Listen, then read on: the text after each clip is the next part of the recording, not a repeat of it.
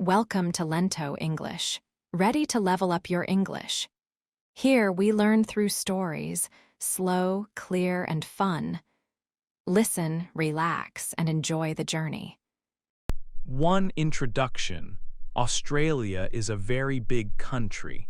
It is one of the biggest countries in the world. It is about 7.68 million square kilometers in size, but Australia does not have many people living in it. The country has about 26 million people. This is a small number for such a large place. To help understand how few people live in Australia, we can compare it to other places. The United States of America is about the same size as Australia, but many more people live in the United States, over 300 million people. This means Australia is much more empty than the United States. Also, there are countries that are much smaller than Australia but have more people. For example, England is much smaller than Australia, but it has more than double the number of people. There are also some islands that are smaller than Australia but have more people living on them. Most people in Australia live near the sea. They live in cities that are on the coast. Cities like Sydney, Melbourne, and Brisbane have many people. These cities are all near the ocean on the east coast. Another big city, Perth, is on the west coast. About 90% of all Australians live in cities or towns. About 85% of Australians live within 50 kilometers of the coast. This means the land far away from the sea is very empty. Think about some examples of this emptiness. There is a large area in Western Australia that is about the same size as the country of Japan. Japan has over 120 million people, but this large area in Australia has only about 10,000 people. Most of these people live in just one small town in that area. There is also a very large area in South Australia. It is about the same size as the country of France. France has over 65 million people, but this area in South Australia has only about 3,750 people. This shows how much land there is for each person in some parts of Australia. There is even a cattle farm that is very large. It is bigger than the country of Israel, but only a few people work and live on this farm. So Australia is a very big country, but most of it has very few people. The population is mostly in cities near the coast. The large middle part of the country is very empty. This book will try to answer the question, why is Australia so empty? There are different reasons for this. Some reasons are about the land and the weather. Australia has a lot of dry land and deserts. The weather is sometimes very hot or unpredictable. Other reasons are about the past and the history of the country. How did people first come to Australia? How did the number of people grow over time? Why did not many people come from other countries for a long time? In the next chapters, we will learn more about these reasons. We will look at the dry land, the water, the farming land, and the history of people coming to Australia. This will help us understand why Australia is a big country with only a small number of people. 2. The dry land. Australia is known for being a very dry country. A large part of Australia is desert or land that looks like desert. In fact, about 35% of this big continent has very dry conditions. This makes Australia the driest continent in the world where people live. There are several reasons why so much of Australia is dry. One reason is about the sea water on the west side. Cold ocean currents come from the south, from near Antarctica. These cold currents cool the air above the sea. Cold water and cold air do not make much water go into the air as gas. This process is called evaporation. You need a lot of water in the air to make clouds that bring rain. So, because the water and air are cold on the west side, not many rain clouds form there. This means less rain falls on the west coast and the land near it. Another important reason is found in the east of Australia. There is a long line of hills and mountains along the east coast. This is called the Great Dividing Range. These mountains run for a very long way. When rain clouds come from the Pacific Ocean in the east, these mountains act like a high wall. They are tall enough to stop the clouds from moving far across the land to the west. The clouds drop their rain on the eastern side of the mountains, near the coast. The land on the other side of the mountains, to the west, gets very little rain. People call this area a rain shadow. The mountains block the rain. Australia is also quite flat and low compared to other continents on Earth. It does not have many very tall mountains like other places. Tall mountains are important for making rain. They force the air to rise up into the sky. When air goes up high, it gets cold.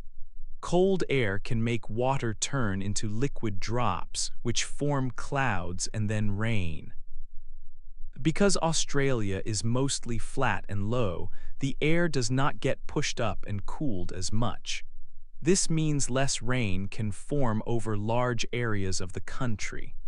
The air over Australia is often very hot, especially in the middle and northern parts. Hot air is not good for making rain. It holds water as gas, but it does not easily form clouds and rain. Also, a big weather system of high air pressure stays over much of Australia. High pressure pushes air down. Air going down stops clouds and rain from forming. This hot, sinking air makes the land below very dry. Sometimes, the weather pattern in the Pacific Ocean changes in a big way. This is called El Niño. When El Niño happens, it can make the eastern and northern parts of Australia much drier than they usually are. These dry periods can last for a long time, sometimes for a year or more. They can cause serious droughts where there is almost no rain. All these things, the cold sea currents in the west, the mountains blocking rain in the east, the flat and low land, the hot air, and weather changes like El Niño work together.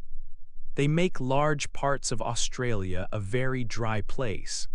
This environment is difficult for people to live in and grow food. This is a main reason why many Australians live near the coast where there is more rain and water. 3. Water in Australia. Sometimes Australia gets a lot of rain, but at other times the weather is very dry. This dry time can last for a long time, even for several years. This happens because of something called El Niño. El Niño changes the weather patterns in the large Pacific Ocean. This often means less rain falls over eastern and northern parts of Australia. These long dry periods can cause serious problems, like making the land very dry and leading to bushfires. In the north of Australia, near the top of the country, the weather is different from the rest of the continent. It has two main parts to the year, a wet season and a dry season. The wet season is usually in the summer months, from December to March. During this time, there is very heavy rain. Sometimes there are big storms called tropical cyclones that bring a lot of water in a short time. After the wet season finishes, it becomes very dry for many months with almost no rain.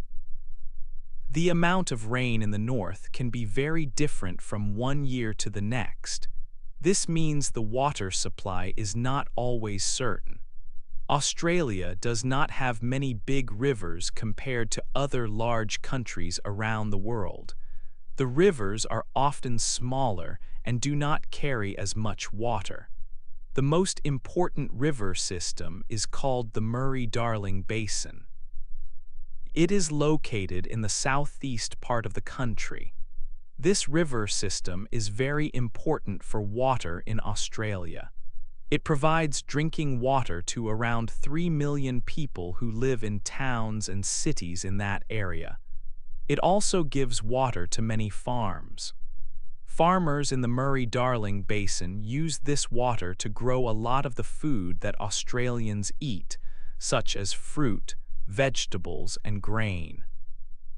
This area is sometimes called the food bowl of Australia because of its importance for agriculture. However, the Murray-Darling River system does not have as much water flowing in it as some of the world's biggest rivers. For example, the Mississippi River system in the United States carries much more water each year.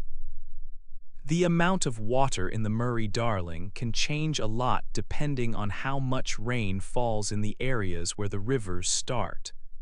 Today, the problem with water in Australia is getting bigger. This is because of climate change. The weather is getting warmer and there are more hot days. When it is warmer, water dries up faster from rivers, lakes, and the ground. This process is called evaporation. With less rain in some areas and more evaporation, there is less water available for people and for farms. Sometimes, during long dry periods, parts of the Murray-Darling River system become completely dry for many months. This makes it very hard to live and farm in these areas. Climate change is making the challenge of water scarcity in Australia worse. Water is a very important and difficult issue for the country's future. Finding ways to use water carefully is very important. 4. Land for food. The ground in many parts of Australia is very old. This is true especially in the north. For a very long time, millions of years, new mountains did not grow there. Also, there was no ice that moved and changed the ground, like in other places in the world. Because of this, the ground has been under the sun and rain for more than 250 million years. This long time has made the ground not good for growing food in many places. It is hard for plants to grow well in this old soil. However, even with areas of poor ground, Australia has good things too. It has a lot of fresh water. If you compare Australia to many other countries, it has more water. It has enough water for millions of people. Australia also has a lot of good land for farming. Not all of the land is good, only about 6%. But Australia is a very big country, so 6% is still a very large area. This area is bigger than the total farming land in many countries with many more people. For example, it has more farming land than 7 countries in Asia altogether, and those countries have more than 500 million people. Because Australia has a lot of good land and not many people, each person in Australia has a lot of farming land. This is more land per person than in any other country in the world. If Australia had the same amount of farming land per person as a country like the United States, it could have more than 90 million people living there. So in theory, Australia has enough land and water to feed many more people than live there now. Australia is a big country for making food. It makes a lot of food and sends it to other countries. It has many sheep, more than 100 million. That is 4 times more sheep than people. Australia sells a lot of wool and meat from sheep. It also sells a lot of meat from cows. 5. A long way away. For many millions of years, Australia was a continent far away from other large land masses. It floated alone in the big ocean. This long time of being separate meant that the plants and animals in Australia grew and changed in special ways. Animals like kangaroos and koalas, which carry their young in a pouch, are found mostly in Australia. They developed differently from animals in other continents because Australia was so isolated for such a long time. The first people came to this far-off land a very long time ago. Scientists think this was about 50,000 years ago. The world was different then. The sea was lower. This made it possible for people to move from parts of Asia across islands. They could reach a large landmass that included what is now New Guinea and Australia. These first people were the ancestors of the indigenous Australians who live there today. After these first people arrived, Australia became even more isolated. The last ice age ended. As the ice melted, the sea level around the world went up. The land that connected Australia to New Guinea went under the water. Australia became a large island surrounded by deep seas. This happened about 10,000 years ago. Because Australia was now an island so far away, it was very difficult for people from other continents to reach it. The journey by boat across the ocean was long and dangerous. For many thousands of years, very few people from other parts of the world visited Australia. There was little contact with people from Europe, Asia, or Africa. The indigenous Australians lived on the continent without many visitors from outside. This long period of being separate is important. It explains why life in Australia is unique. It also explains why, for a very long time, the number of people living there was small compared to other continents. Other parts of the world had more people moving between them, sharing ideas and sometimes settling in new places. But Australia was a long way away. It was hard to get to. This isolation lasted for thousands of years, shaping the history and the population of the continent until much later times. The vast ocean acted like a big wall, keeping Australia separate from the rest of the world for a very, very long time. This long period of separation is a key reason why Australia is still not as full of people as many other places today. The journey across the wide ocean was simply too difficult for most of history, meaning far fewer people arrived over thousands of years. 6. New people arrive. Some of the first people from Europe to see Australia were Dutch explorers. This was a long time ago in the 1600s. They came on ships and saw parts of the land. They explored some areas along the coast of this large continent, but they decided not to build towns or places to live there permanently. They thought the land was not suitable for starting a new life, so the Dutch explorers did not stay for long periods. Much later, new people came from Britain. This was in the year 1788. They came on many ships, bringing many people and supplies. They started the first place where European people lived all the time, a permanent settlement.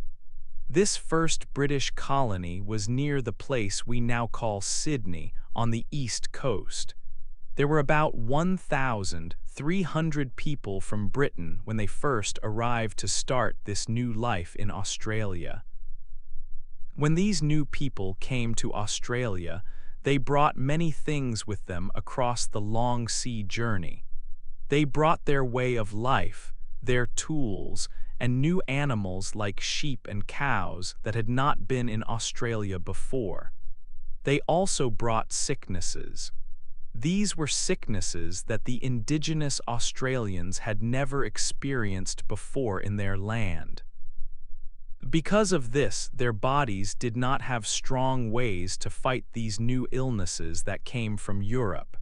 They had no natural protection. One very bad sickness that the British brought was called smallpox. Indigenous Australians had no immunity against it because it was completely new to the continent. So when they caught smallpox, they became extremely ill very quickly. Many indigenous people died from this sickness. It was a very difficult and sad time for the indigenous communities. In the area around the new British settlement near Sydney, the effect of smallpox was terrible.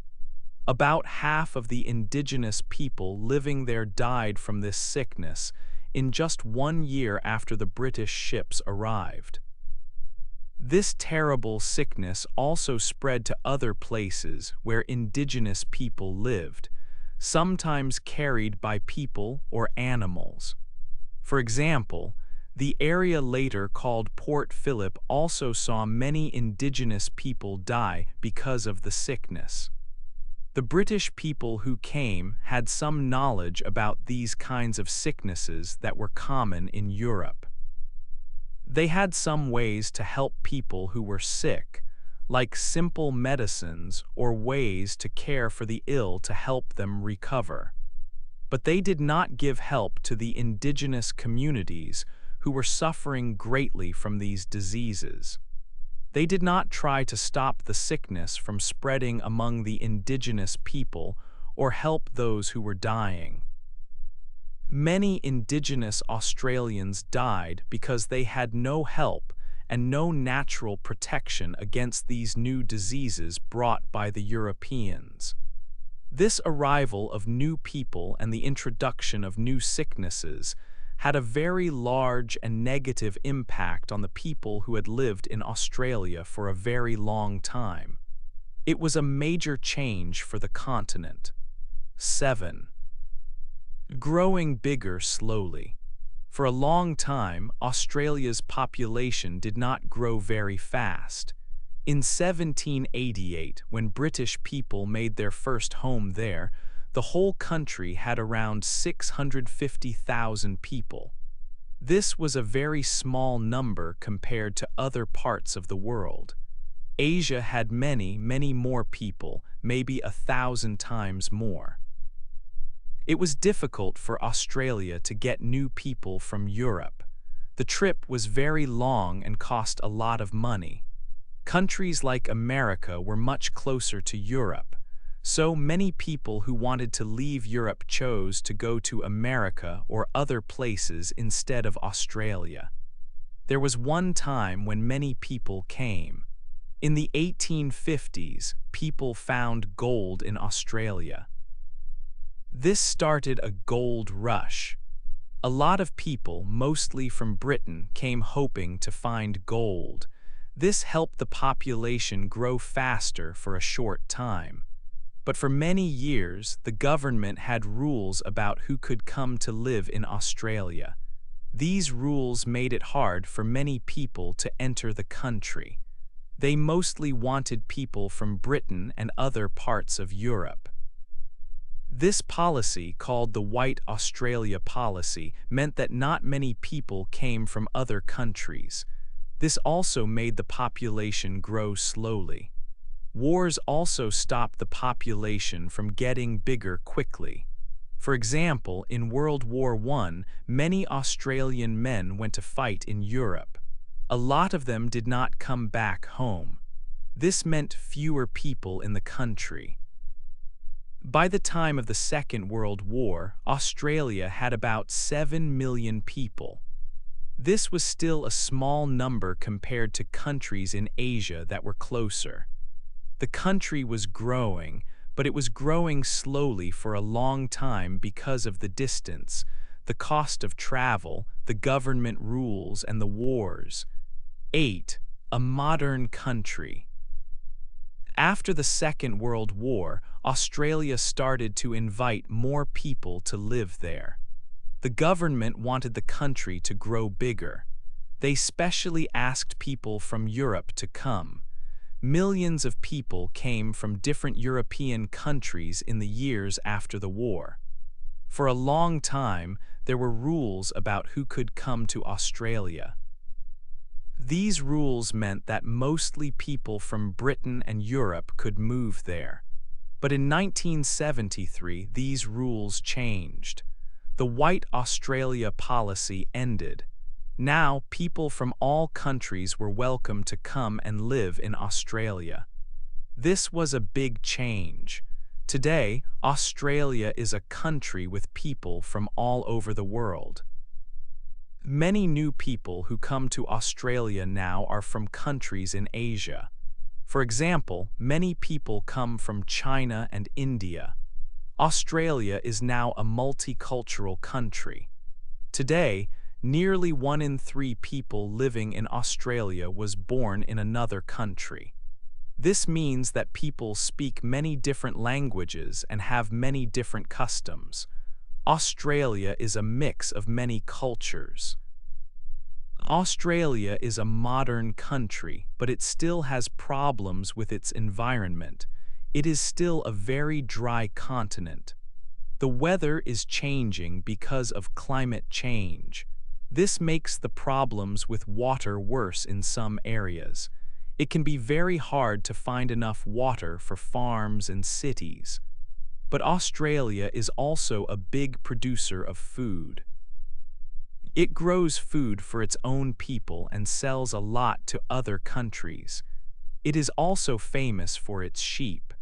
There are many, many sheep in Australia, more than 100 million. That is about 4 sheep for every person. Australia is one of the biggest sellers of wool in the world. It also sells a lot of meat.